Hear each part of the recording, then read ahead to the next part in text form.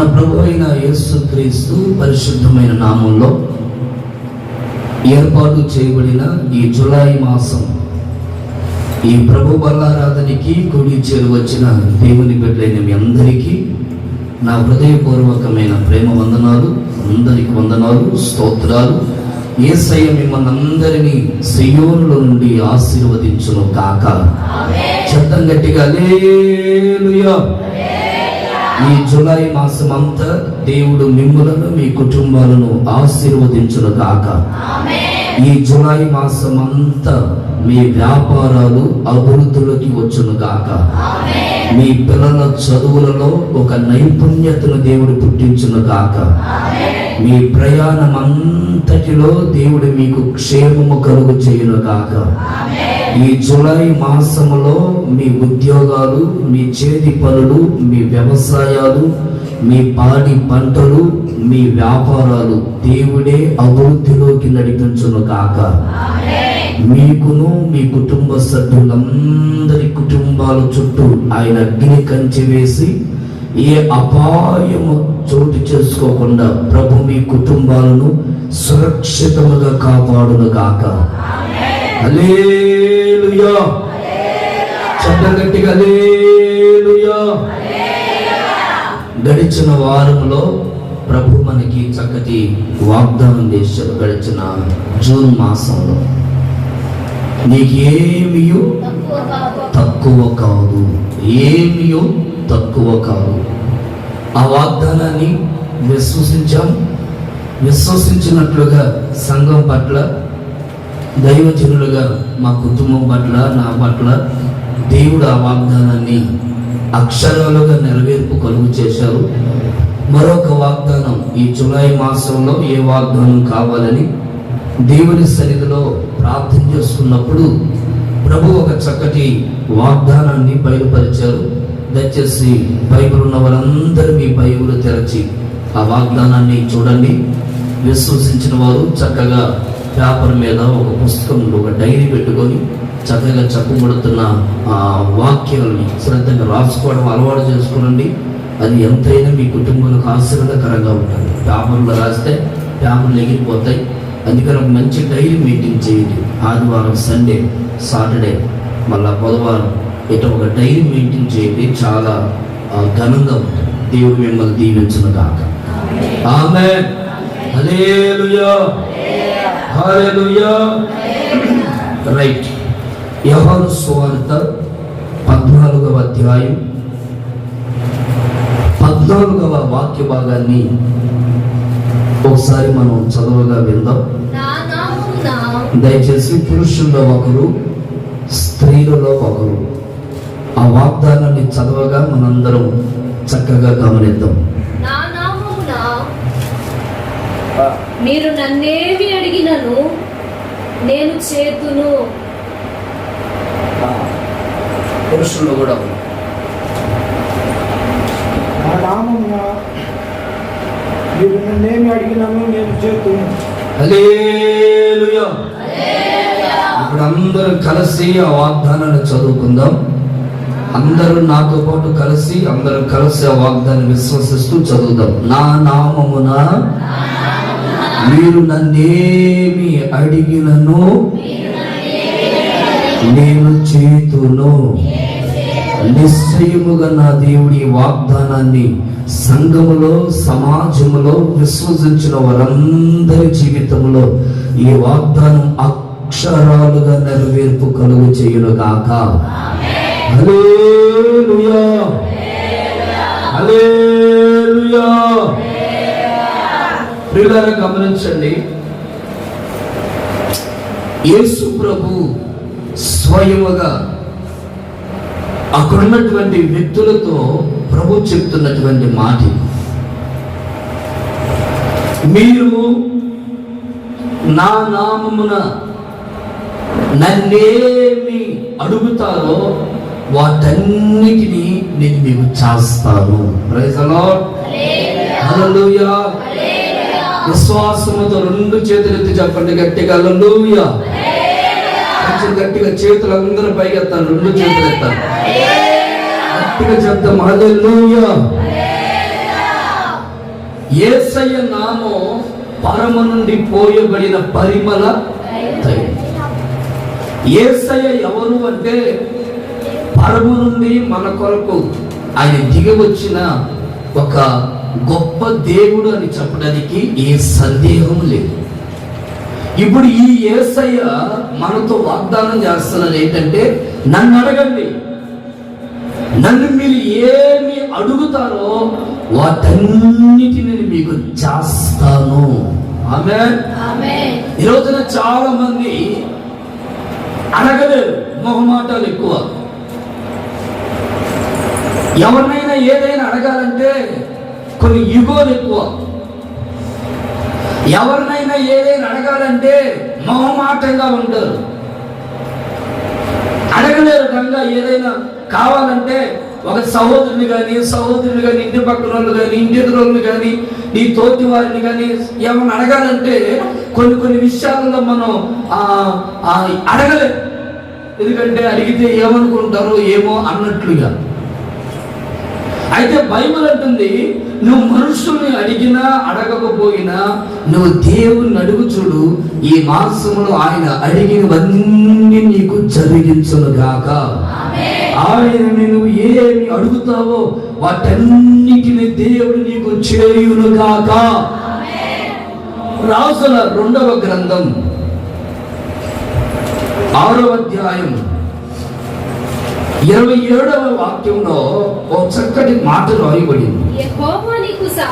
6వ అధ్యాయం 27వ వచనంలో, యెహోవా నీకు సహాయము చేయనిది నేను ఎక్కడి నుండి నీకు సహాయము చేయదును. ఆ దేశంలో ఒక క్షామము కలిగింది. సౌరంలో తినడానికి తిండి లేదు, తాగడానికి నీళ్లు లేవు, పరిస్థితులన్నీ ప్రతికూలతలైపోయాయి, పరిస్థితులన్నీ చిన్న పిన్నలైపోయాయి. ఎటు చూసినా కరువు విలయ తాండమాడుతూ ఉంది. ఆ సమస్యల మధ్యలో ఉన్న అక్కడున్నటువంటి కొంతమంది ఆ సమయంలోకి రాజుగారు వచ్చారు. ఆ దేశాన్ని పరిపాలించే రాజుగారు వచ్చారు.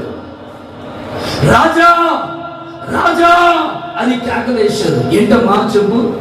ఏమి లేదయ్యా, మాకు తినడానికి తిండి లేదు, తాగడానికి నీళ్ళు లేదు.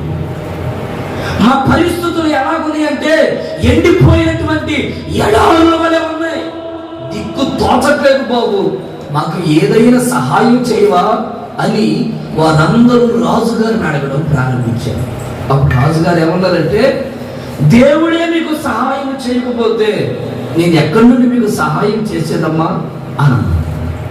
ఇప్పుడు మీరు గమనించండి, ఒక మనిషి మరొక మనిషికి సహాయం చేయవచ్చు, సహాయం చేయలేకపోవచ్చు.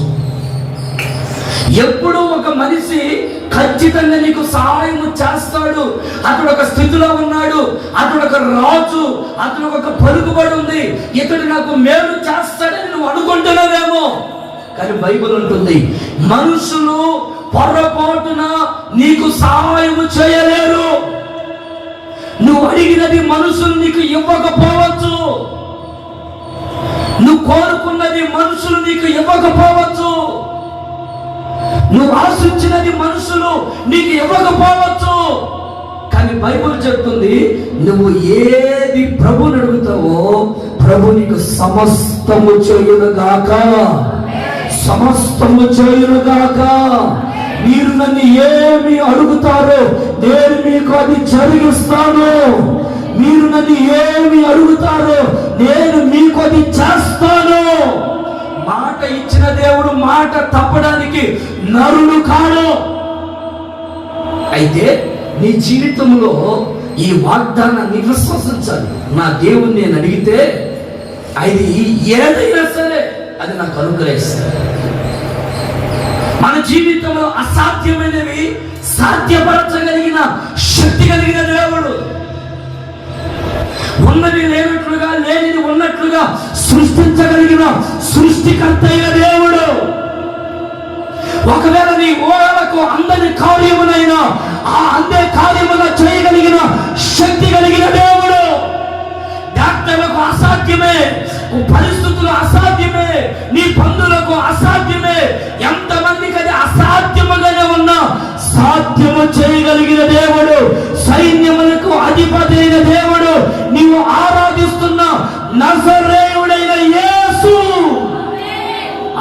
యేసయ్య ఈ జులై మాసంలో అంటారు, నన్ను అడుగు, నన్ను అడిగిన వారందరికీ నేను చేస్తాను, నేను ఇస్తాను. నువ్వు దేవుని ఏది అడిగితే అది దేవునికి ఇస్తాను. ఇక్కడ ఉన్న వాళ్ళు దేవుని అడగక రాజును అడుగుతున్నారు, అయ్యా మాకు సహాయం చేయండి అయ్యా. మనుషులను అడుగుతున్నారు, తోటి వారిని అడుగుతున్నారు. ఏ మనుషుడు నీకు సహాయం చేయకపోవచ్చు, ఏ మనుషుడు నువ్వు అడిగింది ఇవ్వకపోవచ్చు. యేసయ్య నువ్వు అడిగినదంతా నీకు దయచేయను కాక. చూడండి ఒక మాటని, యోహాను మొదటి పత్రిక, యోహాను రాసిన మొదటి పత్రిక 3వ అధ్యాయం 22వ వాక్యం చదువు. యేసుక్రీస్తు కాడని చెప్పువాడు తప్ప ఎవరు అబద్ధికుడు? తండ్రిని కుమారుని ఒప్పుకొనని వీడే క్రీస్తు విరోధి. మరియు మనము ఆయన ఆజ్ఞలను గైకొనుచు ఆయన దృష్టికి ఇష్టమైనవి చేయుచున్నాము కనుక. చూడండి ఆ మాటను చక్కగా గమనించండి. మీరు లేదా మనము ఏమి అడిగినను అది ఆయన వలన దొరుకును. ఎవరి వలన?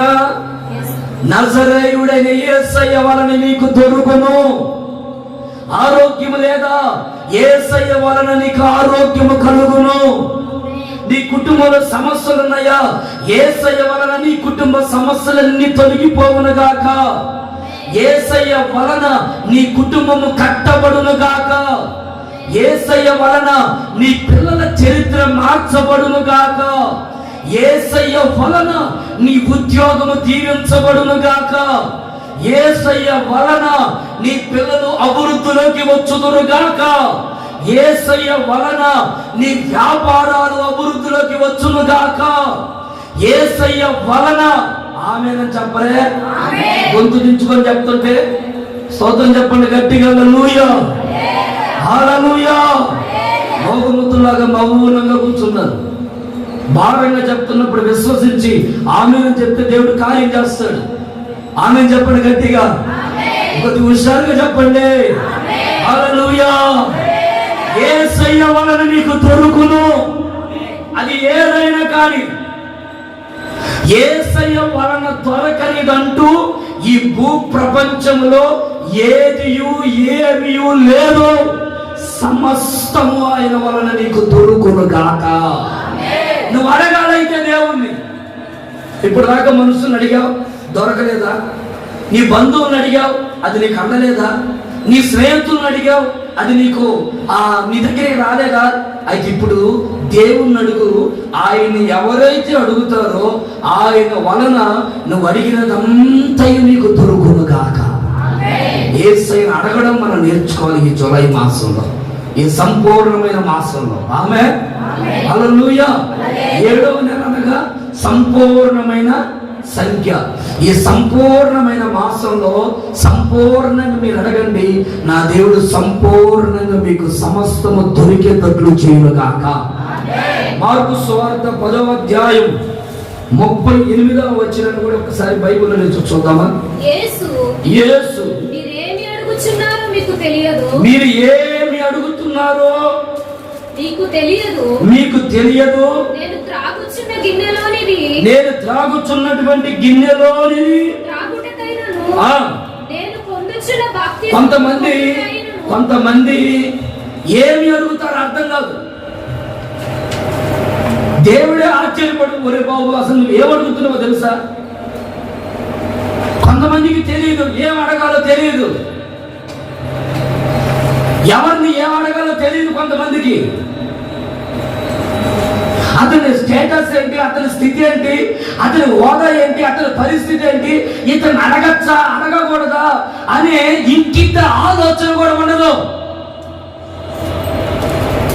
ఏమండి, కొన్ని సందర్భాలలో అడగకూడని కూడా అడుగుతూ ఉంటారు కొంతమంది తెలియక. దేవుని ఆరాధిస్తున్నా, దేవుని స్తుతిస్తున్నా, దేవుని మహిమపరుస్తున్నా, ఏం అడగాలో ఏమి అడగకూడదో అర్థం కానటువంటి భక్తి చేస్తున్నారు ఈ రోజున చాలా మంది భక్తులు. కానీ బైబిల్ అంటుంది ఆయన్ని ఏమి అడగాలో అదే మనం అడుగుదుము కాక. ఆమేన్. హల్లెలూయా. కొంతమంది కొన్ని రకాలుగా అడుగుతా ఉంటారు. అతను నీకు చేయడానికి తెలిసినా పీడిస్తా ఉంటావు, నువ్వు అది చెయ్యాలా, అది నువ్వు ఇయ్యాలా అని అడుగుతా ఉంటావు. ఎవరిని అడగాలి, ఎవరిని అడగకూడదు? వాళ్ళు అడిగితే మన విలువేమవుతుంది, మన పేరేమవుతుంది, మన ఘనత ఏమవుతుంది? అయ్యో వాళ్ళ ముందు మనం ఏమైనా తక్కువైపోతున్నామేమో, ఒకవేళ మనం ఏమైనా చీపైపోతున్నామేమో, వాళ్ళని అడగకూడదేమో అన్న ఆలోచన జ్ఞానం ఉండదండి. ఉండదు. చాలా మంది స్వతంత్రంగా అడుగుతూ ఉంటారు కొన్ని కార్యాలు. వాళ్ళకి ఏదో వాళ్ళకి అవసరమైనవి.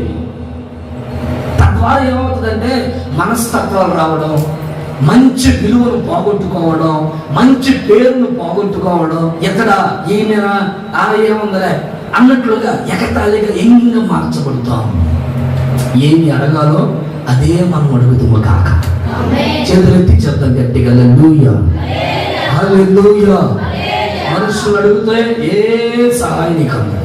ఏమంటే ఏ మనుషునికి సహాయం చేయాలి? దేవుని అడుగు.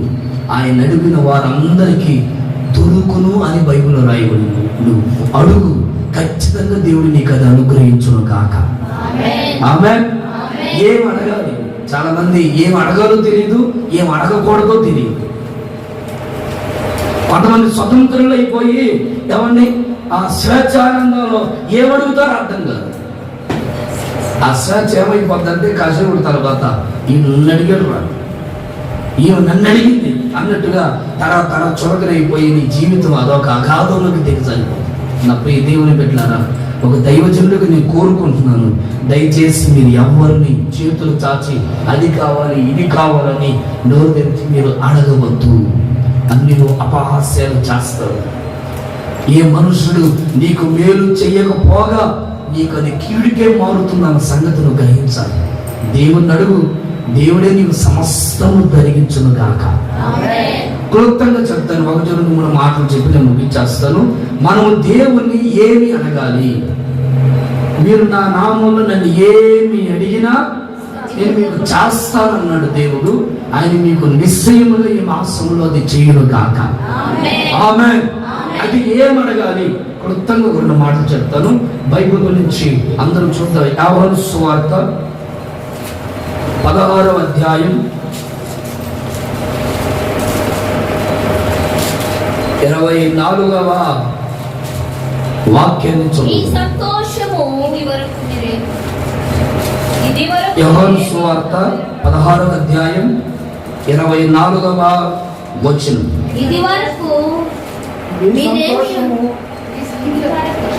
మీ సంతోషము పరిపూర్ణము అగునట్లు మీరు అడుగుడి, అప్పుడు అది ఏమవుతుందంటే మీకు దొరుకును. అడుగుడి అనే విషయాల గురించి నేను మాట్లాడుతాను, శ్రద్ధగా వినండి. ఒకసారి అందరు కళ్ళు తెరిచి హల్లెలూయా అని చెప్పండి అమ్మా. హల్లెలూయా, హల్లెలూయా. చూడండి, దేవుని మనం ఏమి అడగాలి? బైబిల్ ఉంటుంది, మీ సంతోషము పరిపూర్ణమగునట్లు అడుగుడి, అప్పుడు అది మీకు దొరుకును. సంతోషము సంత వీధుల్లో లేదు, సంతోషము పలానా సత్యం కొట్లో లేదు, సంతోషం అనేది పలానా ఇంట్లోనే లేదు. ఈ సంతోషం అనేది దేవుని ద్వారా కలిగే ఒక శ్రేష్టమైన కార్యం. పక్షపాతము లేదు, ప్రతి ఒక్కరూ సంతోషించాలని బైబిల్ చెప్తుంది. అపోస్తలుడైన పౌలు అంటారు, సంతోషించండి, మరలా చెబుతున్నాను ఆనందించండి. అంటే ఈ సంతోషము, ఈ ఆనందం అనేది అందరి జీవితాలలో అంతగా కనబడదు, అంతగా నిలబడదు. కొందరు కనబడినట్లుగా మాయమైపోతా ఉంటుంది మెరుపు తీగలాగా. కొందరిలో ఇంటికి వచ్చి అంతలోకి తటస్థించి మరలా మెరుపులాగా ఎగిరిపోతా ఉంటుంది. వస్తున్నట్లే వస్తుంది, మరలా అక్కడే కనుమరుగిపోతా ఉంటుంది సంతోషం. ఇప్పుడు మీరు చూడండి, బైబిల్ ఏమంటుందంటే చాలా మందిలో సంతోషం ఉంది. అది ఏ సంతోషం అంటే తాత్కాలికం. తాత్కాలికం తాత్కాలికం అంటే ఏంటంటే, మనం ఏదైనా ఒక స్థలం ఉందనుకోండి, ఆ స్థలంలో తాత్కాలికం ఒక షెడ్ వేస్తాం. పర్మనెంట్ కాదు, అది ఒక తాత్కాలికంగా. తాత్కాలికంగా అంటే మరలా దాన్ని మనం మళ్ళీ తీసేస్తామనే కదా, మళ్ళీ తీసేసి మళ్ళీ బాగు చేసుకుంటామనే కదా. ఈ తాత్కాలికమైనటువంటి సంతోషం చాలా మంది జీవితంలో కనబడుతూ ఉంటుంది. యవనస్తుల్లోనూ, చిన్నపిల్లల్లోనూ, వృద్ధాప్యములో ఉన్నవారు, నడి వయసులో ఉన్నవారికి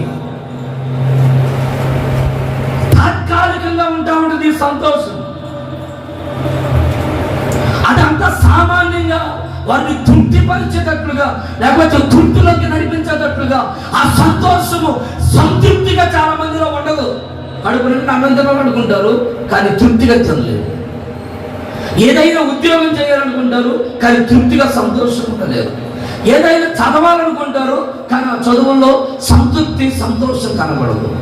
ఏదైనా వ్యాపారం చేయాలనుకుంటారు, ఆ వ్యాపారంలో సంతృప్తి సంతోషం కనబడదు. ఏదో ఒకటి ప్రారంభిస్తారు కానీ దాంట్లో తృప్తి పరిపూర్ణత అనేది కనబడదు. ఏదో సంతోషం, బాగున్నావా, ఆ బాగున్నానయ్యా, కానీ బాధలో తప్పలేదు అన్నట్లుగా చాలా మంది ఈ కోణంలో నడిపించబడుతూ ఉంటారు. పిల్లలను బట్టి, కుటుంబాన్ని బట్టి, పరిస్థితులను బట్టి, ఉన్న స్థితిగతులను బట్టి సంతోషం ఉండే వాళ్ళు ఉన్నారు.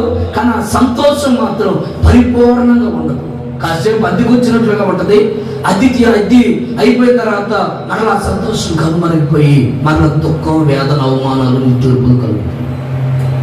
బైబిల్లో చక్కగా భక్తుడు ప్రసంగి ప్రవచన గ్రంథం ఒకసారి చూడండి. బైబిల్ నుంచి ప్రసంగి ప్రవచన గ్రంథంలో సొలొమోను రాజు గారు చక్కగా మాటలు రాసిన 3వ అధ్యాయం 12వ వాక్యాన్ని ఒకసారి ఏమన్నా చదవగలుగుతారా? కావున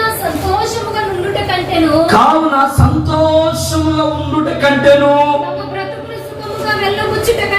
తమ బ్రతుకులను సుఖముగా వెళ్ళబుచ్చుట కంటేను శ్రేష్టమైనది ఏది నరులకు లేదు. నేను తెలుసుకున్న కార్యం వినండి. సంతోషముగా ఉండడం కంటే ఇక శ్రేష్టమైనది ఈ భూమి మీద ఏది లేదు. అది నాకు అర్థమైంది. సిరి సంపద కలిగిన వాడు, అనేకమైన భార్యలు కలిగిన వాడు, అనేకమైన జ్ఞానము కలిగిన వాడు, దేశంలోనే ఒక మంచి ప్రఖ్యాతి కలిగిన ఆ సొలొమోను రాజు గారు అంటారు, ప్రపంచం మీద ఏదైనా సంతోషం ఉంది అని అంటే అది నువ్వు అనుభవించే సంతోషం మాత్రమే. ఇక అది తప్ప ఏది సంతోషంగా లేదు. నరుడికి ఎంతకంటే ఇక ఏదియో అతని కలగ. డబ్బు ఉంటుంది, పోతుందట. ఉద్యోగం ఉంటుంది, పోతుందట. ఆస్తిపాస్తులు ఉంటాయి, పోతాయట. ఏదియో నీ సంతోషానికి కారణముగా మారదు అని బైబిల్ చెప్తుంది. దేనిని డబ్బులు పెట్టి నీ ఆ సంతోషాన్ని కొనలేవు. ఒక ఉద్యోగాన్ని కొనొచ్చు, ఒక వ్యాపారాన్ని కొనొచ్చు, ఒక వ్యక్తిని కొనొచ్చు, ఏదైనా ఒక స్థలాన్ని కొనొచ్చు, పొలాన్ని కొనొచ్చు. కానీ సంతోషాన్ని మాత్రం ఎంత డబ్బిచ్చినా పొరపాటును దాన్ని కొనలేవు అన్న సంగతి వాస్తవం. ఈ సొలొమోను రాజు గారు అంటారు, శ్రేష్టమైనది నరుడికి ఎంతకంటే ఇక ఏమీ లేదు. ఈ రోజున నరుడు ఈ సంతోషాన్ని వదిలిపెట్టి, ఈ ఆనందాన్ని వదిలిపెట్టి ఉద్యోగాలు, వ్యాపారాలు, చేతి పనులు, కూలి పనులు, వ్యవసాయాలు, పాడి పంటలని దేవుణ్ణి వదిలిపెట్టి విచ్చలవిడిగా తిరుగుతూ బద్దీరులైపోతున్నారు. ఏదో కొడగడదాం, ఏదో మూటగడదాం, ఏదో సంపాదిద్దాం, ఏదో వెనకేద్దామని ఆరాధనలు కూడా మానేసి దేవుని సన్నిధి కూడా విడిచిపెట్టి ఎక్కడో అందరూ సంతోషమని వెతుకుతున్నారు. కానీ ఎక్కడ వాళ్ళకి సంతోషం కలగదు. సొలొమోను రాజు గారు అదే అంటారు, సంతోషముగా ఉండడం కంటే ఇక శ్రేష్టమైనది ఏదీ లేదు. నీకున్న దాంట్లో తృప్తిగా ఉండు, అదే సంతోషం. ఆ సంతోషంలో నుండి ఇక ఏదో కావాలని ఆలోచించున్నాం, ఏదో సంపాదించాలి, ఏదో కూడగట్టాలి, ఏదో ఆ కోరిక నెరవేరాలని దేని కొరకు ఆలోచించి తర్జనభర్జనవద్దు. నీ కుటుంబాన్ని ఇంకా దినదినము నువ్వు నీరసించిపోవద్దు. నీకున్న దాంట్లో తృప్తి కలిగి సంతోషంగా ఉండడం నువ్వు నేను మనందరము నేర్చుకుందుము గాక. ఇది అడుగు ప్రభుని, అయ్యా నాకు ఆస్తొద్దు, అంతస్తులొద్దు, పలుకుబడొద్దు, హోదావద్దు, పేర్లొద్దు, నేను నా కుటుంబ సభ్యులు సంతోషంగా ఉండే కృపయ్య చాలు. ఇంకెంతకంటే నాకు ఏముందయ్యా?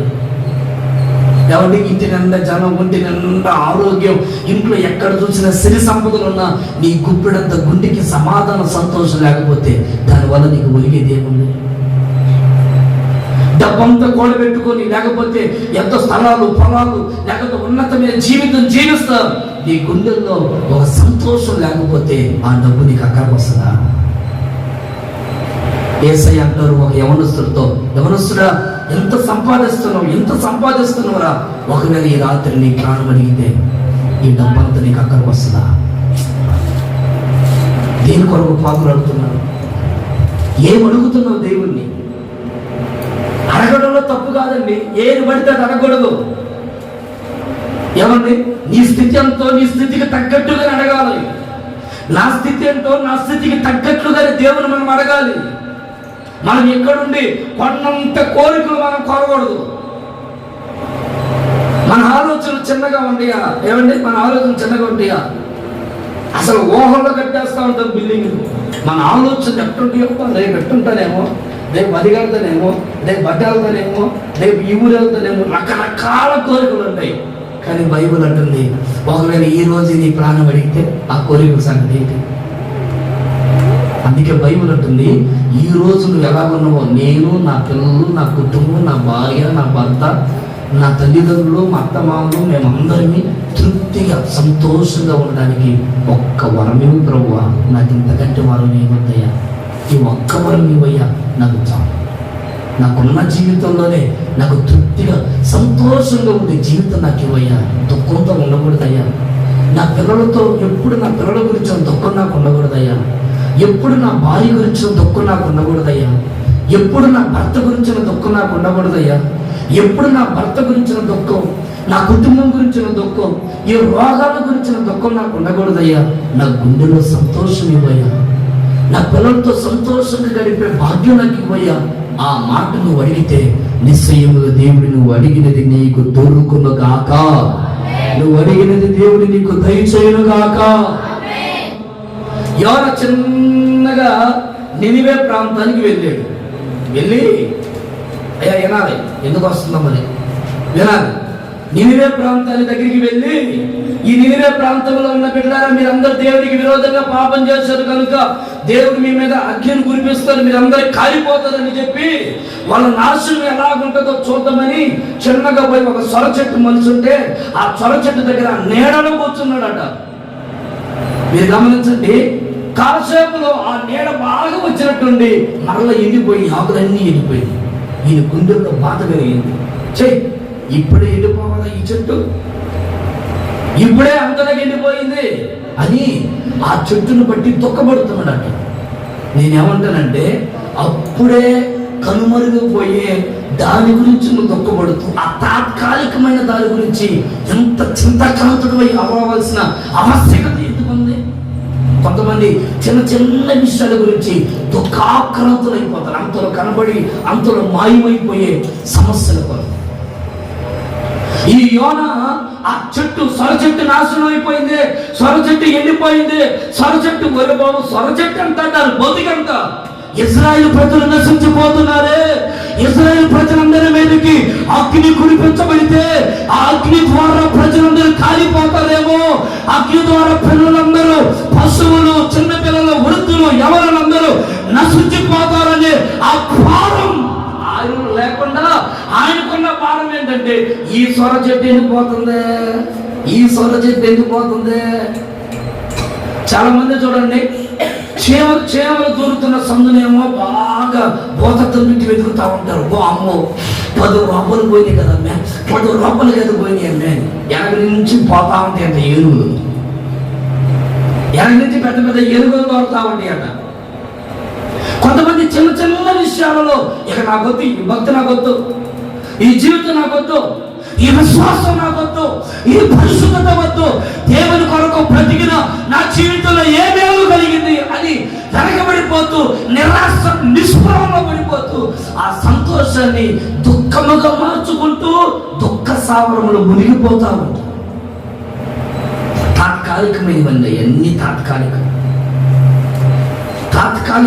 ఉద్యోగం, ఆరోగ్యం, అప్పులు ఇవన్నీ తాత్కాలికం.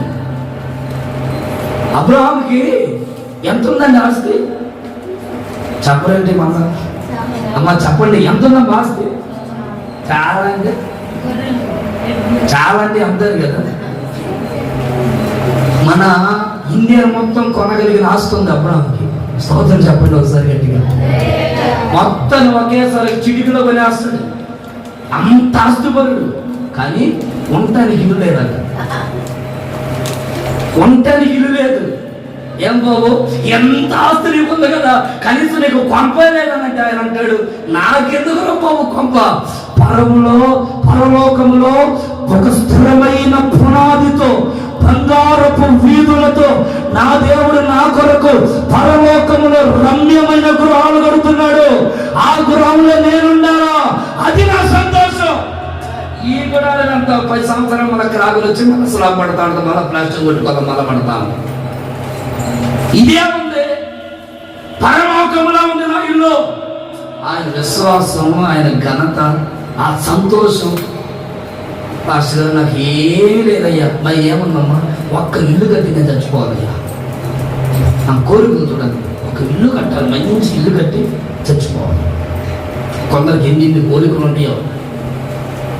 తాత్కాలికమైన వాటి మీద నీ మనసు నిలపమాకు, చంచలమైన వాటి మీద నీ మనసు నిలపమాకు, ఎవరి అంతలో కనపడి అంతలో మాయమైపోయే వాటి మీద నీ మనసు నిలపమాకు. నీ మనస్సుని దేవుని మీద నిలుపు. దేవుడు నీ సంతోషాన్ని పరిపూర్ణంగా మార్చును గాక. ఇంట్లో ఉన్న ఏమండి, అది రేకులు ఇల్లు అయినా సరే, అది తాటకి ఇల్లు అయినా సరే, అది పట్ట అయినా సరే, ఆ పట్ట కింద కూర్చొని నువ్వు, నీ పిల్లలు, నీ భార్య కడుపు నిండా తింటుంటే ఇంకా అంతకంటే సంతోషం ఏముంది? సంతోషమే సమాధానము, సంతోషమే సమాధానము, చెప్పనా సౌఖ్యమైన సంతోషం, చెప్పనా సౌఖ్యమైన సంతోషం. ఈ సంతోషము గట్టిగా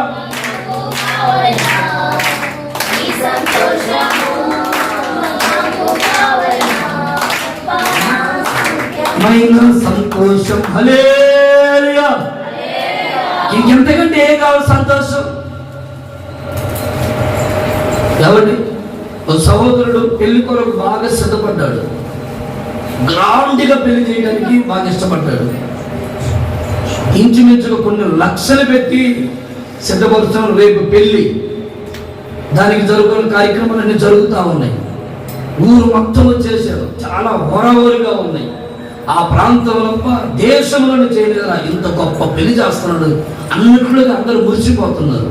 కానీ విచిత్రం ఏంటంటే, వాడు బుల్లెట్ బండి మీద వెళ్తా లారీ గుద్దుకొని చనిపోయింది. పెళ్ళయిందా? ఆ సంతోషం అంతా దుఃఖంగా మారిపోయింది. కొన్ని సందర్భాల్లో మనం ఎన్నో ఆలోచనలు, ఎన్నెన్నో మనకు తెలక మించిన ఆలోచనలు ఉంటాయి. ఎటు చేయాలా, అటు చేయాలా, ఇట్టు ఉండాలా, అట్టు ఉండాలా. కాదు కాదు కాదు కాదు నేనేమంటానంటే, నువ్వు ఎట్లా ఉన్నా సరే క్రీస్తులో సంపూర్ణమైన సంతోషంగా ఉండడం నువ్వు నేర్చుకుందువు కాక. ఆమేన్ చెప్తామా గట్టిగా? హల్లెలూయా, హల్లెలూయా. బైబిల్లో 19వ కీర్తనలో రాయబడిన మాట ఏంటంటే, 8వ వచనంలో, ఉపదేశము మీ హృదయంలో ఉంటే ఆ సంతోషమే వేరు. దేవుని ఉపదేశం, దేవుని వాక్యం. ఈ రోజున చాలా మంది గుండెల్లో వాక్యము లేదు. గుండెల నిండా వాక్యం ఉందనుకోండి, ఉపదేశం ఉందనుకోండి, ఆ ఉపదేశం ఏం చేస్తుందంటే మీ గుండెల నిండా తృప్తిని పొందుతుంది. మీ గుండెల్లో ఉపదేశం, దేవుని వాక్యాన్ని నీ గుండెల మీద, హృదయం అనే పలక మీద నువ్వు రాసుకోగలిగితే, నీ హృదయంలో వాక్యం ఉంటే, ఆ వాక్యం ఉన్న చోట తృప్తి, సంతోషం ఉంటుంది. ఎన్ని అనర్థాలైనా రాని, ఎన్ని సుడిగుండాలైనా రాని, ఎన్ని పెనుగాలులైనా రాని, ఏది నీ విశ్వాసపు యాత్రను ఆపలేదు. నీ గుండెలలో ఉపదేశం ఉండాలి. ఉపదేశం అనే వాక్యం. Praise the Lord, praise the Lord, hallelujah, hallelujah. కొరింథీయులకు రాసిన 2వ పత్రిక 6వ అధ్యాయం 7వ వాక్యాన్ని కూడా ఒకసారి చూస్తారా?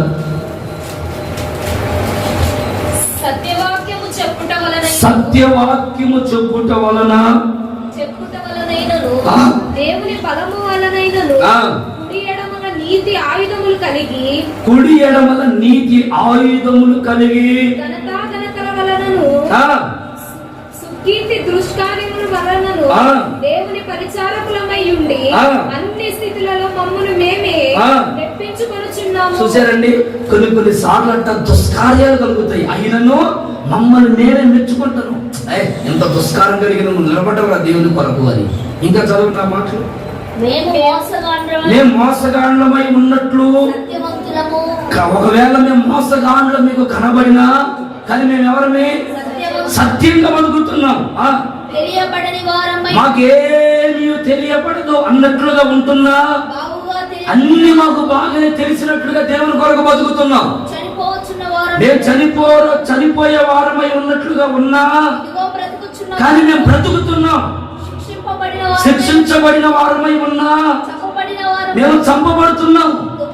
దుఃఖము మాకు కలుగుతున్నా, ఎప్పుడు మేము సంతోషంగానే ఉంటున్నాం. దరిద్రులుగానే మేము ఉంటున్నా, ఐశ్వర్యులుగా మేము ఉంటున్నాం. మాకేమీ లేనట్లుగా ఉంటున్నా, అన్ని మాకు సమృద్ధిగా ఉన్నవి. ఒకసారి 2 వారాల క్రితం దైవజనులు లాజరయ్య గారి వాక్యం చెప్పారు, మీరందరూ చక్కగా విన్నారు. ఆయన ప్రారంభం ఇంట్రడక్షన్లో తన దైవజనుడు, అతను సేవ ప్రారంభంలో ఒక దైవజనుడి దగ్గరికి పోతే తినటానికి ఏమీ లేదట. ఎవరో సహోదరుడు వచ్చి, బాబు మీకు ఏమన్నా సామాగ్రి కొనిపిస్తారండి అంటే, ఆ పాస్టర్ గారు అన్నారట, బాబు కడుపు నిండా తినడానికి మాకు సమస్తము సమృద్ధిగా ఉంది. గుండెల్లో దమ్మున్న కూడా చెప్పాలి ఈ మాట, కొత్తతో చెప్పలేము. ఏమండి, దేవుని వాక్యము గుండె నిండా నింపబడిన వాడు చెప్పగలడు ఈ మాటలు. దేవుని వాక్యము కొరకు బ్రతికేవాడు చెప్పగలడు ఈ మాటలు. ఉన్న దాంట్లోనే తృప్తిగా బ్రతికి, ఉన్న దాంట్లోనే సంతోషంగా ఉండాలని కోరుకొని దేవుని అధికముగా ప్రేమించేవాడు చెప్పగలుగుతాడు ఈ మాటలు. ఎవరు పెడితే వాళ్ళని చెప్పలేము, అంత సామాన్యంగా ఉచ్చరించే మాటలు కావు ఇవి. నీ గుండె నిండా దుఃఖం ఉందా? ఎవరైనా ఇంటికి వచ్చి, ఏమ్మా ఏంటి ఇదో దిగులుగా కనుక, నేనేం దిగులుగా ఉన్నాను, హ్యాపీగా సంతోషంగా ఉన్నానని నీ పలకరింపు కనపడాలి. స్తోత్రం చెప్పండి. అయ్యా నాకున్న దుఃఖం భలే గమనించావని దా చెప్తారా? దా కూర్చో, ఎట్ట జరిగింది అట్ట జరిగింది, ఇదయ్యా సంగతి, ఇదయ్యా నా బాధ, నీకు తప్ప ఇంకెవరు చెప్పుకొని, అయ్యా నాకు చెప్తావు, అందరితో చెప్తావు. ఆ మాట అనేది నీకు తప్పు, నేను ఎవరు చెప్పనంటావు, అందరికి అదే. అమ్మ ఇంక నువ్వెవరు చెప్పమాకమ్మ అంటది. నేను ఎందుకు చెప్తాను వదిన, నేను ఎందుకు చెప్తాను అత్తమ్మ, నేను ఎందుకు చెప్తాను అక్క అని చెప్పి ఇక అన్ని చెప్పుకొని ఏడవడం చెప్పుకోవడం. ఏం దిగిలింది నీకు? ఇంకా దుఃఖం. పౌలు అంటాడు, మా గుండెల్లో దుఃఖం లేదనుకుంటున్నారా? మా జీవితంలో దుఃఖం లేదనుకుంటున్నారా? పట్టుకొని ఆ దుఃఖాన్ని కళ్ళల్లోనే బంధించేసి, కానీ మీ ముందు మేము ప్రేమగా బ్రతుకుతున్నాం, ఆ సంతోషంగా జీవిస్తున్నాం. ఆ జీవితంలో శిక్ష లేదనుకుంటున్నారా? ఎన్ని శిక్షలు, ఎంత బాధలు మేము భరిస్తున్నాం, అయినా కానీ ఏ బాధ లేనట్లుగా మీ ముందు మేము కనబడుతున్నాం. స్తోత్రం చెప్పండి గట్టిగా. ఆ పాస్టర్ గారికి ఏం తక్కువలే, ఆయనకి ఏమి బ్రహ్మాండంగా ఉండాలని మీరు అనుకుంటారు. పాస్టర్ గారు ఏమనుకుంటాడంటే, అబ్బో విశ్వాసుల దగ్గర మనం రోడ్డు మీద అయినా ఎక్కడైనా సమాజంలో నేను ఎలా ఉండాలంటే ఘనంగా ఉండాలి. కొన్ని నిండా సమస్యలు ఉన్నా, కానీ ఇంటి నిండా రోగాలున్నా, కుటుంబంలోని సమస్యలు వినయ తాండాలు ఆడుతూ ఉన్నా, వాటన్నిటిని కడుపులోనే కళ్ళలోనే దాచి పైకి మాత్రం సంతోషంగా తృప్తిగా బ్రతకడానికి కారణం ఏంటంటే, దేవుడు మాకు నేర్పించిన, మా నాయకులు నేర్పించిన ఒక మంచి గుణాలు. ఆమేన్. హల్లెలూయా. యేసయ్య గారు అంటారు, అరే మన ఇంట్లో ఏదైనా అన్నం లేకపోతే ఎవరైనా విశ్వాసులు వచ్చినప్పుడు అమ్మ తినడానికి కూడా ఏం లేదని అట్లా జాలేసుకొని కూర్చోకూడదట. కూర్చోకుండా ఆ పొయ్యి మీద నీళ్లు పెట్టి ఎసురు పెడతా ఉన్నారు. ఆ పొంగు వస్తా ఉంటది కదా, నీళ్లు ఆవిరి. అబ్బో భలే ఆవిరి వస్తుంది ఇంట్లో అనుకోవాలట వాళ్ళు. కాదండి అసలు కడుపు కాలుతా ఉన్నా, కడుపు కాలేదు నీకు తెలియాలరా. విశ్వాసులు తెలిస్తే ఒరే ఒరే ఒరే పాపం పాస్టర్ గారికి ఏమీ లేదురా, దిక్కు లేనట్లు అన్నం కూడా తినలేకపోతున్నాడు, ఇంకా మనమన్నా ఒక రూపాయి వేసుకొని పాస్టర్ గారికి ఒక కేజీ బియ్యం తెచ్చుకొని జాలి పడిస్తారంటే జాలిపడి ఆ జాలిపడే కానుక నువ్వు తీసుకుంటే అది నీ సేవకి ఉపయోగకరంగా ఉండదు. జాలిపడి ఇవ్వకూడదు, నీకు సేవకుడిని ప్రేమించవ్వాలా అని మీరు వారి ముందు ఎంత బాగలేకపోయినా, ఇంట్లో ఏమి లేకపోయినా తృప్తిగా ఉండడం నేర్చుకోవాలి. స్తోత్రం చెప్పండి గట్టిగా. అలా విశ్వాసాల దగ్గరికి పోయి ఆవిరి ఆవిరి ఆవిరి ఆవిరి పడి తినకూడదట. వాడిని మా పాస్టర్ ఎంత తిండిపోతారు, ఎట్టగా తింటాడు, ఇంత తింటాడు, ఏదైతే ప్లేటు నిండా తింటాడు అన్నట్లుగా ఉండకూడదట. మరి ఎట్టయ్య గారు మరి ఆకలి వస్తుంది కదంటే ఆయన అంటాడు, ఒరే విశ్వాసం దగ్గర స్టైల్గా ఎంత తినండి, ఎంత తిని ఇంటికి వచ్చి కావాలంటే వండుకో, ఎంత వండుకో తృప్తిగా తినండి. విశ్వాసం ముందు మా పాస్టర్ తిండిపోతుడని పేరు రాకూడదు, మా పాస్టర్ కష్టాలు ఎక్కువ ఉన్నాయని తెలియకూడదు, మా పాస్టర్ ఎట్టున్నాడని తెలియకూడదు.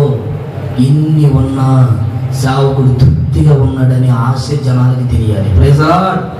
ఆశ్చర్యం ఏంటంటే ముప్పాల్లో నన్ను చాలా మంది డబ్బులు అడుగుతూ ఉంటారు. నాకు మరి విచిత్రంగా ఉంటుంది. పాస్టర్ గారు నువ్వు ఏమనుకోకపోతే ఒక 10,000 వారే పెడతానంటారు. సరే ఇస్తాను, తర్వాత ఇప్పుడు గాలి తర్వాత ఇస్తాను.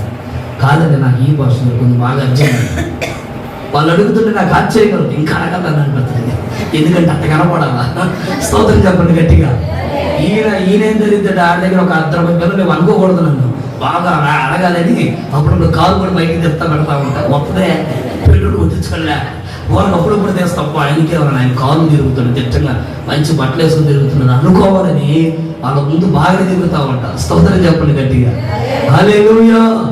నేను అనేది ఏంటంటే తృప్తిగా సంతోషంగా నీకున్న దాంట్లోనే నువ్వు మెదులు, నీకున్న దాంట్లోనే ఎంత అన్నం ఉందా అన్నాన్ని కడుపు నుండి మీ కుటుంబమే తినండి. ఖచ్చితంగా దేవుడు మీ సంతోషాన్ని పరిపూర్ణంగా మార్చును కాక. ఆమె శబ్దం గట్టిగా, ఆమె శబ్దం గట్టిగా. హల్లెలూయా. నీకు ఏది కావాలో అది దేవుని అడుగు. అది ఏం అడగాలి అంటే సంతోషం ఇవ్వు ప్రభు అని అడుగు. డబ్బొద్దు, ఆస్తొద్దు, అంతస్తులు, సంతోషం అడుగు. ఈ కడవరి దినాలలో కొదువ కొరత ఏదైనా ఉందంటే అది సంతోషమే. కుటుంబాల్లో లేదు, భార్య భర్తల మధ్యలో సంతోషం లేదు, తల్లికి పిల్లలకి మధ్యలో సంతోషం లేదు, తండ్రికి పిల్లలకి మధ్యలో సంతోషం లేదు, పిల్లలకి మధ్యలో సంతోషం లేదు. ఎవరి కుటుంబంలో ఒకరి మధ్యలో ఒకరికి సంతోషం లేదు. బైబిల్ అంటుంది ఈ సంతోషం మీరు అడగండి. దేవుని అడగను, నాకు సంతోషం ఇవ్వు ప్రభా, నేను సంతోషంగా ఉండాలయ్యా, నాకు ఆ భాగ్యం ఎన్ని ఉన్నా లేకపోయినా నేను సంతోషంగా ఉండే కృప ఇవ్వని ఆ కృప కొరకు నువ్వు అడుగుదువు గాక. దేవుడు నీ సంతోషాన్ని నూతనపరుచును గాక. దేవుడు నీ సంతోషాన్ని రెట్టింపబరుచును గాక. దేవుడు నీ సంతోషాన్ని పరిపూర్ణతలోకి మార్చును గాక. సంతోషం అడగడం మనం నేర్చుకుందాము గాక. అందరు అడగాలి. ఏం అడగాలి చెప్పండి? ఇప్పుడు అందరూ తెలుసు, అందరు అడగండి. ఏం అడగాలట? ఏం అడగాలమ్మా? సంతోషంగా ఉండడం అడగాలి. అడుగు, దేవుని అడుగు. నేను సంతోషంగా ఉండాలి, నేను దుఃఖంగా ఉండకూడదు. ఒంటరిగా ఉంటున్నప్పుడు దుఃఖం కలుగుతుంది, అది నాకు ఉండకూడదు అయ్యా. 10 మందిని చూసినప్పుడు నేను ఎందుకెలా ఉండలేకపోతున్నానని దుఃఖం అలా కలుగుతుంది, అది నాకు ఉండకూడదు అయ్యా. నాకు సంతోషం ఇవ్వయ్యా, నేను అడుగుదువు కాక. దేవుడు నీకు జరిగించును కాక. స్తోత్రం చెప్తాం గట్టిగా. 2వ మాట మార్కు సువార్త 10వ అధ్యాయం 37వ వాక్యాన్ని చదువు. వారు నీ మహిమయందు నీ కుడి వైపున ఒకడును నీ ఎడమ వైపున ఒకడును కూర్చున్నట్లు మాకు దయచేయమని చెప్పిరి. ఇది ఏమడుగుతున్నానంటే, అయ్యా నీ మహిమ మాకు కలుగునట్లుగా నీ కుడి పక్కన నీ ఎడం పక్కన కూర్చునే భాగ్యాన్ని మాకు ఇవ్వండి. ఏమడుగుతున్నారంటే రెండవది, దేవుని మహిమ మనకు ఉన్నట్లుగా దేవుని మహిమ మనకు ఉండాలి. ఆమేన్, ఆమేన్. మన ముఖాలు ఎలాగుండాలంటే దేవుని మహిమతో నింపబడిన ముఖాలుగా కనబడాలి. దేవుని ప్రసన్నతతో నింపబడిన ముఖాలుగా కనబడాలి. దేవుని తేజస్సు మన ముఖాలలో కనబడుతున్నట్లుగా మనం జీవించాలి. అది అడగాలి మనం, అయ్యా నీ మహిమతో నేను ఎక్కడికి పోయినా కనబడాలి. మోసే అక్కడ ఉంటున్న ప్రజల మధ్యలో, అక్కడ ఉంటున్నటువంటి ప్రజల మధ్యలో ఎలాగున్నాడంటే మోసలాగే ఉన్నాడు. కానీ మోసలో ఏ ప్రత్యేకత లేదు. ఉపవాస ప్రార్థన దీక్ష చేసి వచ్చాడు. మోస ముఖం ఏమైపోయిందట అమ్మా, మహిమతో నింపబడిపోయి. మహిమ, ఎంత మహిమ మోసకి ఎలా వచ్చింది, ఎంత ప్రసన్నత. ఒకప్పుడు చూసిన ముఖాలే, ఆ ప్రజలే, ఎరిగిన వారి మధ్యలోనే. ఏనండి కలు తెలిసి అందరి మేళ ఎరిగిన ప్రజల మధ్యలోనే, ఆ ప్రజల మధ్యలోనే కూర్చొని, ఆ ప్రజల మధ్యలోనే ఉండి, ఆ ప్రజలతోనే ఉన్న ఈ మోస ముఖం ఏముంది, ఎలాగుంటుందంటే ప్రకాశమానముగా ఉంది. ఆ ముఖము ప్రకాశిస్తా ఉంది. ఆ ముఖంలో కలవరం లేదు, ఆ ముఖంలో బాధ లేదు, ఆ ముఖంలో చింత లేదు, ఆ ముఖంలో దిగులు లేదు, ఆ ముఖంలో విచారణ లేదు, ఆ ముఖంలో కలవరాలు కనబడట్లేదు. ఆ ముఖంలో ఏం కనబడుతుంది అంటే దేవుని మహిమ. Praise the Lord, praise the Lord. నీ ముఖంలో ఏమి కనబడాలా? దేవుని ప్రసన్నత కనపడాలి, దేవుని శక్తి కనపడాలి, దేవుని అభిషేకం కనపడాలి. నేను చూచిన వారికి దేవుని మహిమ కనపడాలి. Praise the Lord, praise the Lord, hallelujah. లూకా సువార్త 4వ అధ్యాయం 5వ వచనాన్ని కూడా ఒకసారి మనం చదువుదామని. అప్పుడు అపవాది ఆయనను తీసుకుని పోయి భూలోక రాజ్యములన్నిటినీ ఒక్క నిమిషంలో ఆయనకు చూపించి, ఈ అధికారం అంతయు ఈ రాజ్యముల మహిమయు ఎవరిస్తారట? సాతాను. చూడండి, సాతాను గారు ఇచ్చే మహిమ చూడండి ఎంత గొప్పగా ఉందో. రా, ఈ భూమి మీద చూడు ఎంత సౌకర్యాలు ఉన్నాయో. కట్టుకున్న బట్ట, తిరిగే కారు, ఉండే ఇల్లు, అనుభవించడానికి ఎంత ఉందో చూడు. దీని వదిలిపెట్టి దేవుడు దేవుడు దేవుడు దేవుడు అని తిరుగుతావేంట్రా పిచ్చోడ. రా, ఈ సౌందర్యం చూడు. ఈ భూమి మీద జీవిస్తున్న ఈ భయంకరమైన వేష జీవితాన్ని చూడు. ఈ కోరికలు చూడు ఎంత బాగున్నాయో, ఎంత తృప్తిగా ఉన్నాయో. రా, ఈ మహిమ అనుభవించరా. దేవుని మహిమ తర్వాత సంగతే అని సాతాను గాడు దేని చూపిస్తున్నాడంటే భూమి మీద ఉన్నటువంటి మహిమను చూపిస్తుంది. దేని మీద ఉన్న మహిమ? భూమి మీద ఉన్న ఆశ, భూమి మీద ఉన్న కోరికలు, భూమి మీద ఉన్న తుచ్చమైనటువంటి వాటిని చూపిస్తూ ఇంకెంతకంటే బ్రతికి ఏముందరా నీకు, ఇంకెంతకంటే సౌందర్యం ఏముంది, నీ అలంకరణ నువ్వు కానీ అలంకరించుకుంటే అసలు నీకు నిన్ను మించిన వాడు ఎవరంటాడు? ఇంతగా అలంకరించుకుంటే అసలు ఎంత సౌఖ్యంగా ఉంటావు. అసలు ఆ బ్యూటీ పార్లర్కి పోతే ఎంత తెల్లగా ఉంటావు నువ్వు. ఆ తలకు రంగు వేసుకుంటే అబ్బా ఎంత నిగనిగలాడుతూ ఉంటాయి ఎందుకు.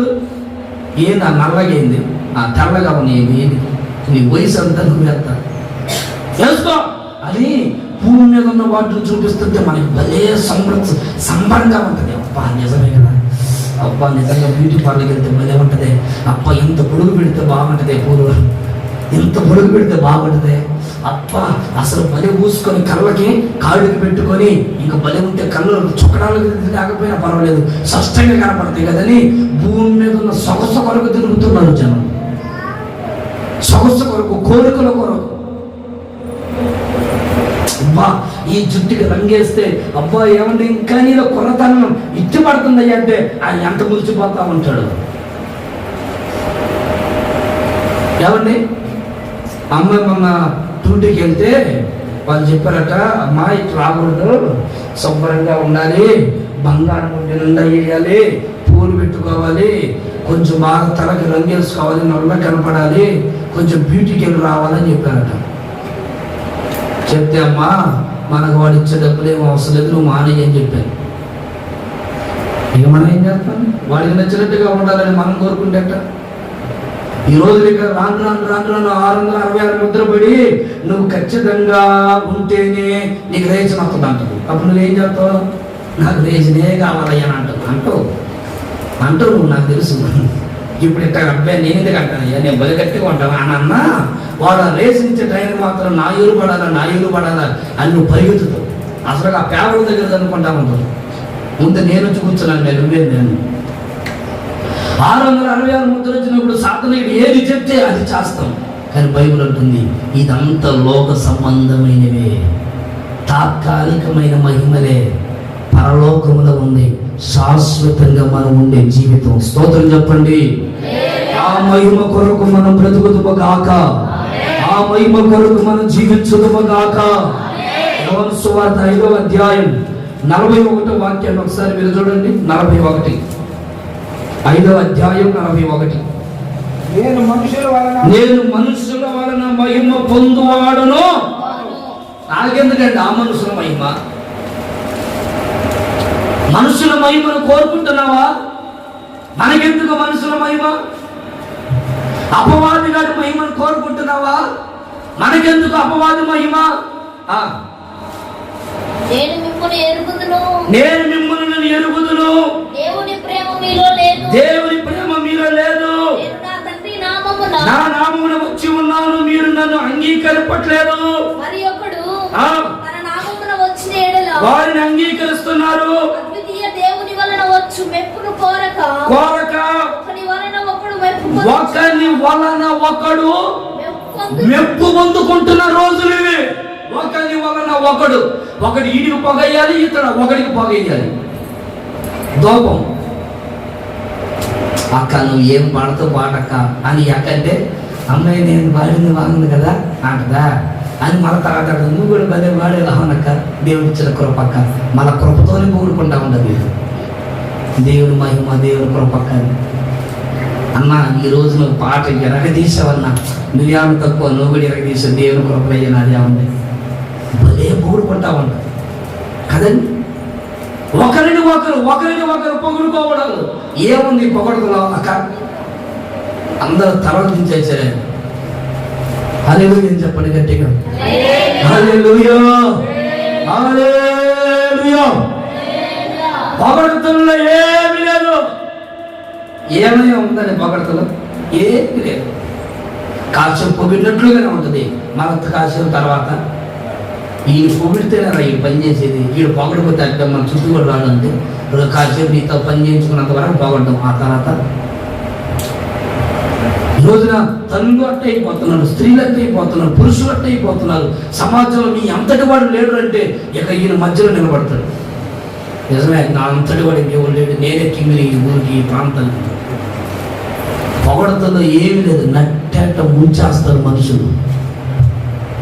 అందుకని అపవాదిని నమ్మకూడదు, మనుషులను నమ్మకూడదు, వాళ్ళ పొగడతలు అస్సలకి నమ్మకూడదు. మనం నమ్మవలసింది ఎవరినంటే మన దేవుణ్ణే మనం నమ్ముదుము కాక. కానీ బాధాకరమైన విషయం ఏంటంటే ఈ రోజులు అలా ఉన్నాయి.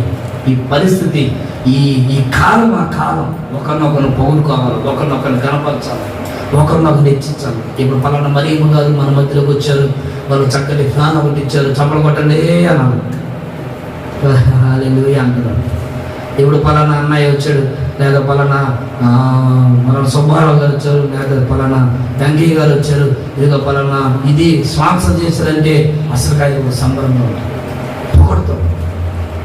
ఈ మధ్య ఒక ఆయన క్యాలెండర్ చూపిస్తే ఆ క్యాలెండర్ మీద ఫోటోలు, ఏందయ్యా ఆ క్యాలెండర్ మీద విశ్వాస ఫోటో ఉందని నా తమ్ముడు అడిగితే, అన్నా ఆ ఫోటో ఏపీపోతే 500 క్యాలెండర్ వేయించిన అన్నాడు అన్న. అందుకని 500 క్యాలెండర్ కొరకు ఫోటో వేయించాల్సి వచ్చింది.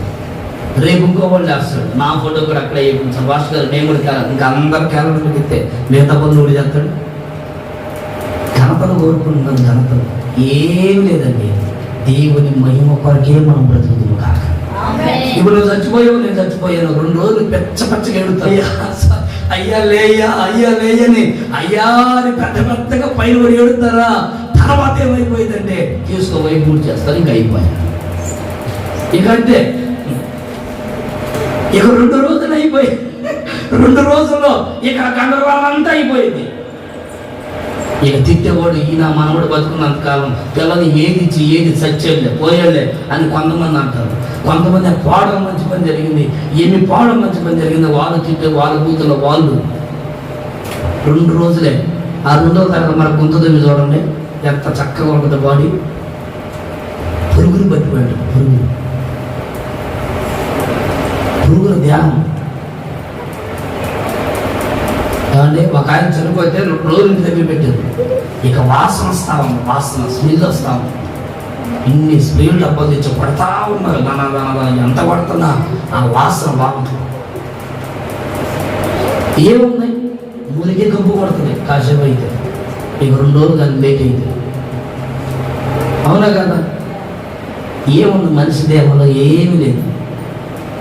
ఈ కుళ్ళిపోయే ఈ దేహానికి చిన్న శక్తి ఒకటేసి కావాలి చేస్తుందంటే, దీనికి మళ్ళీ ఎన్ని సూపులు ఉంటాయి, ఇంత వ్యవహారం ఉంటుంది. దీని వ్యవహారమే వేరు. మహిమతో మన జీవితం నింపబడును గాక. మహిమతో ఈ పరిచర్య ప్రారంభించబడి మహిమతోనే ఈ పరిచర్య ముగించబడును గాక. ఆమేన్. హల్లెలూయా. స్తోత్రం చెప్పండి గట్టిగా. హల్లెలూయా, హల్లెలూయా. అపొస్తలుల కార్యములు 3వ అధ్యాయం 13వ వాక్యాన్ని చదువుతాం. అబ్రహాము ఇస్సాకు యాకోబు అనువారి దేవునితో అనగా మన పితరుల దేవుడు తన సేవకుడైన యేసును మహిమపరిచి ఉన్నాడు. మీరు ఆయనను అప్పగించిరి. దేవుడు ఎవరు అనుకున్నారు? మహిమ కలిగిన దేవుడు. ఈ మహిమ కలిగిన దేవుణ్ణి ప్రజలు పిలాతుకు అప్పగించేశారు. ఆ మహిమను, ఆ ప్రసన్నతను పోగొట్టుకుంటున్నాం మనం. మన దేవుని మహిమ ఏంటో మనకు అర్థం అవ్వాలి. అక్కడున్న ఇశ్రాయేలు ప్రజలు, యూదులందరూ కూడా ఏం కోరుకుంటున్నా తెలిసిన, యేసును సిలువేయండి, యేసును సిలువేయండి, యేసును సిలువేయండి అని కోరుకుంటున్నారు. మనమే అప్పగిస్తున్నామంటే కొన్ని కార్యాలను బట్టి మన మహిమను మనమే పోగొట్టుకుంటా ఉంటాం. కొన్ని పరిస్థితులను బట్టి మన జీవితంలో ఉంటున్న ఆ సంతోషాన్ని, ఆ మహిమను, ఆ ప్రసన్నతను మనమే పోగొట్టుకుంటూ మనమే వేరే వాళ్ళకి అప్పగిస్తాం. బైబిల్లో రాయబడింది కదా, ఒక్క పూట కూటు కొరకు తన జ్యేష్ఠత్వాన్ని అమ్మేసుకున్నాడు. ఒక్క పూట కూటు కొరకు, ఒక్క పూట అన్నం కొరకు తన జీవితాన్ని అమ్మేసుకున్నాడు. ఈరోజున ఎంతమంది తమ్ముడు బాగట్లేదు. ఒక ఆదివారపు ఆరాధన, ఒక శనివారపు ప్రార్థన, ఏమండి ఒక బుధవారం జరుగుతున్న ప్రార్థన ఎంతమంది పోగొట్టుకోవట్లేదు. చిన్న చిన్న విషయాల్లో దేవుని మహిమను పోగొట్టుకుంటున్నావేమో, మనం జాగ్రత్త పడదాము కాక. ఆమేన్. బైబిల్ ఉంటుంది, మీరు అడగండి, అయ్యా నన్ను మహిమతో నింపయ్యా, నీ మహిమతో నన్ను నింపు ప్రభు, నీ ప్రసన్నతతో నన్ను నింపు ప్రభు, నీ తేజస్సుతో నన్ను నింపయ్యా, నీ మందసం మా ఇంట్లో నిలుపు ప్రభు, ఒక ఆశీర్వాదం ఇవ్వండి, ఒక మహిమ కలిగిన దేహం నాకు ఇవ్వండి అని దేవుని సన్నిధిలో మనం అడుగుతాము కాక. ఈ మాసంలో ప్రభు అంటారు, మీరు ఏది అడుగుతారో అది నేను మీకు చేస్తాను. దేవుని మహిమ కొరకు మీరు బ్రతకడం, మీరు మేము మనందరినీ అడుగుతాము కాక. ఆమేన్, ఆమేన్. అలా అడిగినప్పుడు ఏం కలుగుతుందంటే అక్కడే రాయబడింది కదా, అపొస్తలుల కార్యాలు 3వ అధ్యాయం 11వ వచనంలో. అట్లా అడిగినప్పుడు ఏం కలుగుతుందంటే మన జీవితంలో ఏమ్మా, అట్లా అడిగినప్పుడు ఏం కలుగుతుందంటే మహిమ కలుగుతుంది. ఇంకా కిందకు వస్తా 16వ వచనంలోకి వస్తే మహిమ పరచబడతాం, నెక్స్ట్ బలపరచబడతాం, నెక్స్ట్ పూర్ణ స్వస్థత కలుగుతుంది. 3 అనుభవాలు కలుగుతాయి. దేవుని మహిమను మనం కోరుకుంటే దేవుని మహిమ కలుగుతుందట, 2వది బలపరచబడతామట, 3వది స్వస్థత. నీకు ఏ బలహీనత ఉందో యేసు నామములో నీకు స్వస్థత కలుగును గాక. నువ్వు ఏ విషయంలో బలహీనులుగా ఉన్నావో నా దేవుడు నిన్ను బలపరచును గాక. యేసు నామములో నువ్వు బలవంతుడిగా మార్చబడుదువు గాక. హల్లెలూయా. 2 మహిమను అడగాలి. 3 ఏమడగాలో చెప్పి మనందరం ప్రార్థన చేస్తున్నాం. లూకాసు వార్త 11వ అధ్యాయం 13వ వాక్యాన్ని చదువు. పరలోకమందున్న మీ తండ్రి నన్ను అడిగి వారికి పరిశుద్ధాత్మని ఎంతో నిశ్చయముగా అనుగ్రహించును. 3వ ఏం అడగాలంటే పరిశుద్ధాత్మ నింపుదల అడగాలి. పరిశుద్ధాత్మ నింపుదల. ఆత్మ లేనివాడు నావాడు. అందుకే బైబిల్ అంటుంది అడుగుడి మీకు ఇవ్వబడును. అడగాలి పరిశుద్ధాత్మ. 1 సంపూర్ణమైన సంతోషం. 2 దేవుని మహిమను అడగాలి. 3 పరిశుద్ధాత్మ నింపుదలను అడగాలి. పరిశుద్ధాత్మ నింపుదల సంఘములో వ్యక్తికి చాలా చాలా చాలా ప్రాముఖ్యమైనది. బైబిల్ ఉంటుంది ఆత్మ లేనివాడు నావాడు. ఆత్మ పూర్ణులై ఉండాలంట. మనం సంఘంలో ఎలా ఉండాలంటే ఆత్మ పూర్ణులమై ఉండాలి. నోటితో పలికే మాటలు కావాలి, మన క్రియలలో కనపడాలి. బైబిల్ ఉంటుంది ఎన్నెన్నో పడాయి మాటలు ఎంత మాట్లాడినా క్రియలు లేకపోతే ఇవన్నీ ఎవరిని నువ్వు దేవుని పెట్టేవి, బైబిల్ చదువుతావు, ప్రార్థన చేస్తావు, వాక్యం తెలుసు, ఇన్ని ఉన్నా నీకు సరిగా నీ కుటుంబంలో ఉన్నవాడిని ప్రేమించకపోతే ఇప్పుడు ఆ ప్రేమ, అంత వాక్యము, అంత ప్రార్థన, అంత విశ్వాసం, అంత భక్తి ఎంతున్న క్రియలు లేని విశ్వాసం. ఎంత వాక్యం తెలిస్తే ప్రయోజనం, ఎంత బైబిల్ తెలిస్తే ప్రయోజనం, ఎన్ని మర్మాలు తెలిస్తే ప్రయోజనం. ఆ వాక్యములో ఉన్న ప్రేమను, ఆ వాక్యములో ఉన్న సమాధానమును, ఆ వాక్యములో ఉన్న ఐక్యతను అనుభవించకపోతే ఏ ప్రయోజనం? క్రియలు లేని భక్తి మృతం, అర్థం. రోజున చాలా మంది ఆ అభిషేకం గురించి, ఆత్మ గురించి తెలుసు కానీ పరిపూర్ణతలకు ఆత్మలో పూర్ణులుగా మార్చబడలేదు, పూర్ణతతో నింపబడలేదు, ఆత్మ పూర్ణులుగా ఉండలేదు. బైబిల్ యోహాను సువార్త 4వ అధ్యాయం 15వ వచనంలో నేను తప్పికొన్నట్లు నాకు నీళ్ళు ఏ దాహం అది? ఆత్మ దాహం. యేసు ప్రభు కోరుతున్నాడు, నేను తప్పికొనుచున్నాను, నాకు నీళ్లు కావాలి. ఏ దాహం అంటే ఏదో శారీర సమానమైన నీళ్లు కాదు, ఆత్మల దాహం, పరిశుద్ధాత్మ దాహం. ఈ రోజు నువ్వు ఏ దాహం తడుపు పెడుతున్నావు మందిరంలో?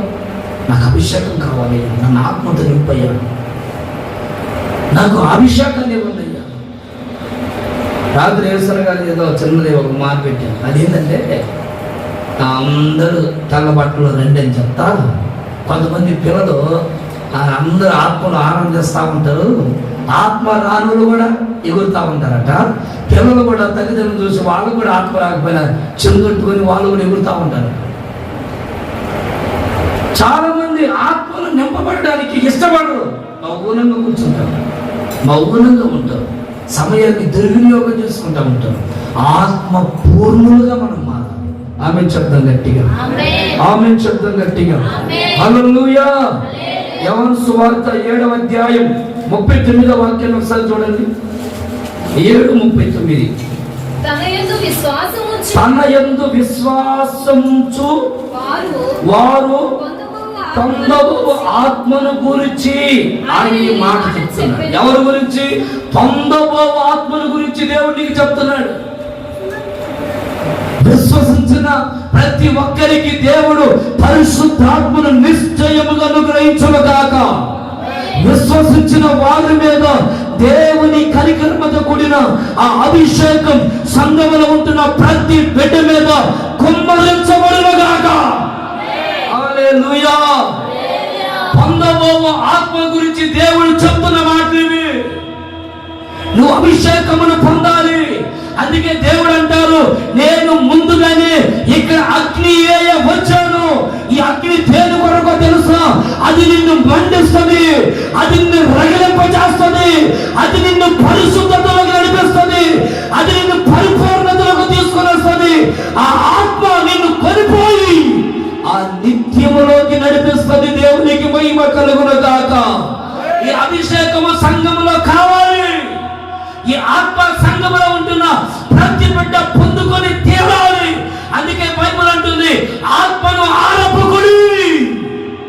ఈరోజు కడవరి దినాల్లో చాలా మంది ఆత్మతో నింపబడే వాళ్ళు కూడా ఆత్మలో చల్లారిపోతున్నారు, ఆత్మలో దిగజారిపోతున్నారు.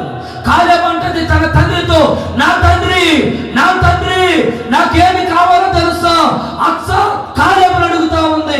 అక్స కోరికంటే తెలుసా?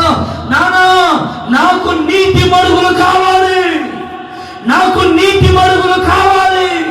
బైబిల్ అంటుంది నీటి మడుగులు అనగా పరిశుద్ధాత్మాభిషేకం.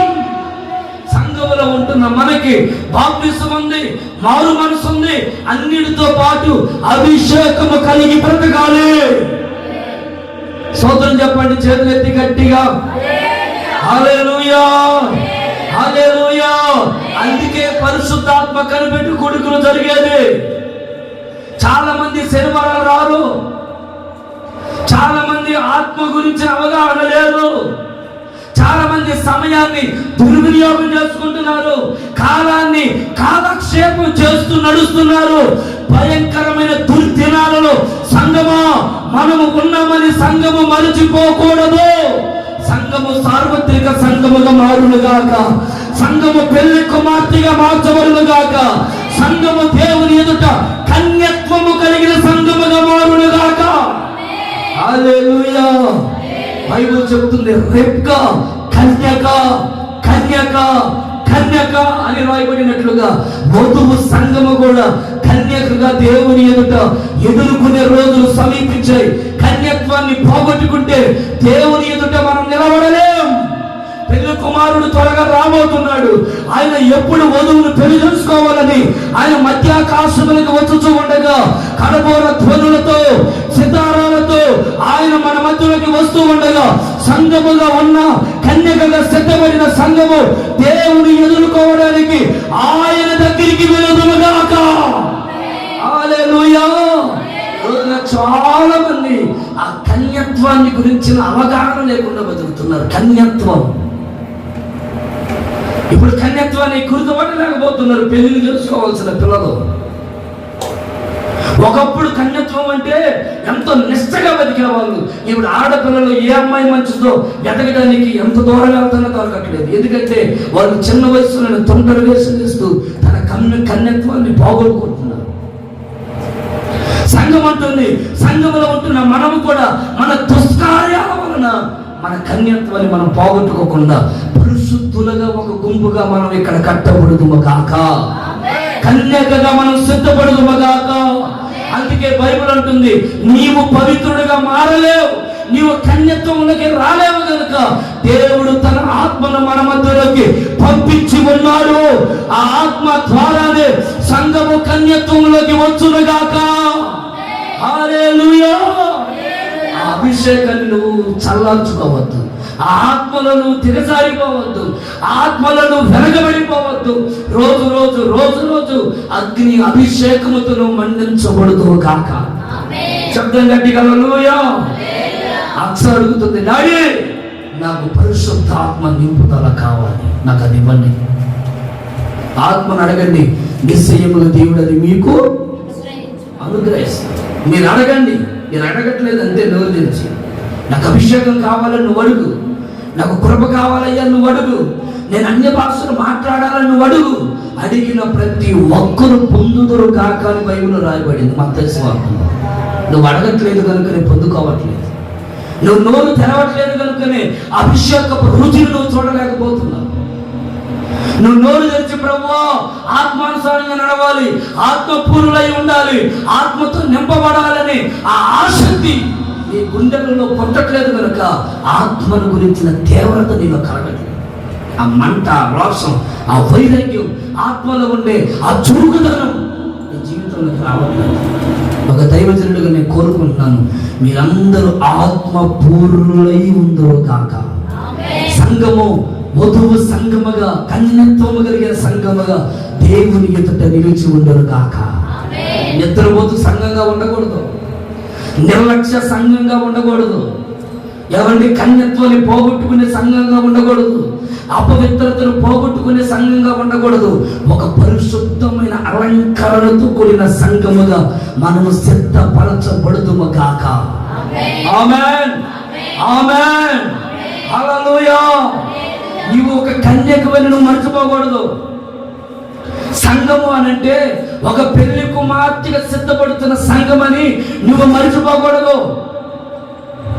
నీ కన్యత్వాన్ని చాలా జాగ్రత్తగా కాపాడుకోవాలి. కడగ దినాలు ఎక్కడ అపవిత్రపరచబడకుండా, ఎక్కడ అవమానం రాణించుకోకుండా, ఎక్కడ నిందల మధ్యలో నువ్వు నడవకుండా ఒక మంచి కన్యత్వం కలిగి ప్రభు ఎదుట నిన్ను నీవు సరిచేసుకుంటూ సరిదిద్దుకుంటూ పరిశుద్ధాత్మ నింపుదలతో మనందరూ నింపబడి నడిపించబడుదుము గాక. చేతులెత్తి చెప్పండి అందరూ, గట్టిగా చెప్పండి హల్లెలూయా, హల్లెలూయా. దేవుని మాటలన్నీ మన హృదయాలలో ఫలభరితముగా మార్చును గాక. అందరూ అలాగే లేచి నిలబడండి. ఒక్క నిమిషం ప్రభుని మనం అడుగుదాం. అందరూ లేచి నిలబడండి, ఎవ్వరు మౌనంగా ఉండద్దు. అందరూ లేచి నిలబడి ప్రభుని మనం అడుగుదాం. ప్రభువా, ప్రభువా, నాకు సంతోషాన్ని ఇవ్వండి నాయన, నా హృదయంలో సంతోషాన్ని ఇవ్వండి, నా జీవితంలో సంతోషాన్ని ఇవ్వండి. అందరూ లేచి నిలబడాలి, త్వరగా లేచి నిలబడాలి. కుర్చీలో ఉన్న వాళ్ళందరూ లేచి నిలబడాలి. ఇప్పుడు దాకా కూర్చున్నారుగా, లేచి నిలబడండి. చేతులు పైకెత్తి ముసలు కూడా లేచి నిలబడాలా. అందరూ చేతులు ఎత్తి కొద్ది నిమిషాలు అడగండి. ఆవరించ మాకు, నోరు తెరిచి అడుగు. అందరు కన్ను మూయండి, దైవ భయముతో కన్ను మూయండి. ఎవరు కళ్ళు తెరిచి అటు ఇటు చూసి సమయాన్ని దుర్వినియోగం చేయొద్దు. సమయం చాలా విలువైంది. దేవుని అడుగు, అడుగు. నువ్వు ఆయన నన్నేమి అడుగుతారో నేను వారికి అది చేస్తాను, నేను వారికి అది చేస్తాను. దేవుడు నువ్వు ఏమి అడుగుతావో దేవుడు అది నీకు అనుగ్రహించును గాక. నా నామమున మీరు నన్నేమి అడిగినను నేను మీకు చేస్తాను.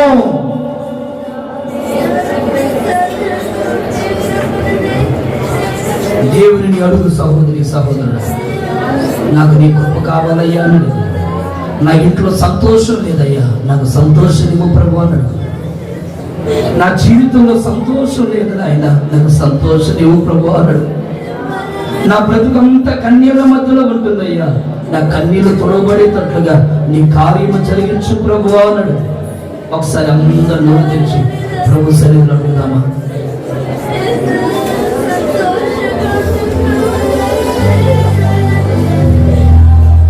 నీ సంతోషము పరిపూర్ణమగునట్లు అడుగు. 2, నీ మహిమ నాకు కావాలి ప్రభు అని అడుగు. నీ ప్రసన్నత నాకు కావాలయ్యా అని అడుగు.